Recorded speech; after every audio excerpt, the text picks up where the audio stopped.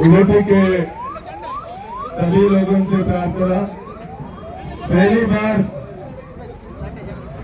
बार हमारे गांव में आदरणीय प्रधानमंत्री जी आए। सुना है बचपन में उन्होंने इंद्राणी रेलवे स्टेशन में भी चाय बेचते थे। ये हमारा सौभाग्य आज इंद्राणी के पास का जो चतुष्पथ लेन को आज इनके हाथों से लोग के लिए समर्पण हो गया। उससे पहले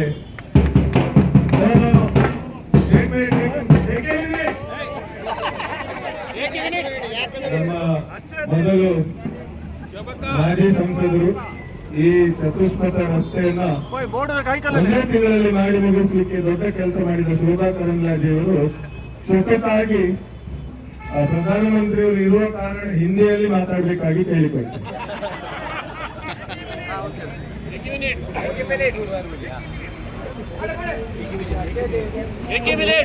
मेंबर थी जब मैंने शुरू किया था।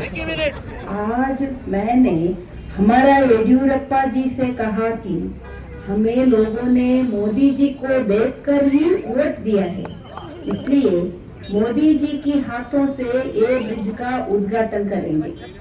हमारा येडियुरप्पा जी ने एक ही मिनट में हाँ कह दिया, इसलिए आज खुद मोदी जी ने इधर आके हमारा इंद्राणी ब्रिज का उद्घाटन करने के लिए आया है। इसीलिए मैं मोदी जी और येडियुरप्पा जी को धन्यवाद कहती हूँ। धन्यवाद मोदी जी।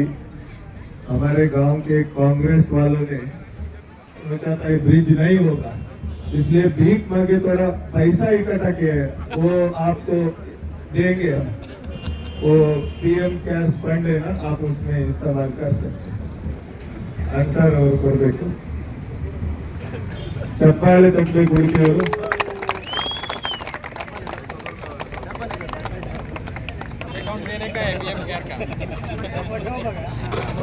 ನಮ್ಮ ಸಂಸದರಾದ ಶ್ರೀನಿವಾಸ್ ಪೂಜಾರು ನಿನ್ನೆ ಬಂದು 9ನೇ ಸಲ 10ನೇ ಸಲ ಇವತ್ತು ಬಂದು ಉದ್ಘಾಟನೆ ಮಾಡ್ತಾ ಇದ್ದಾರೆ।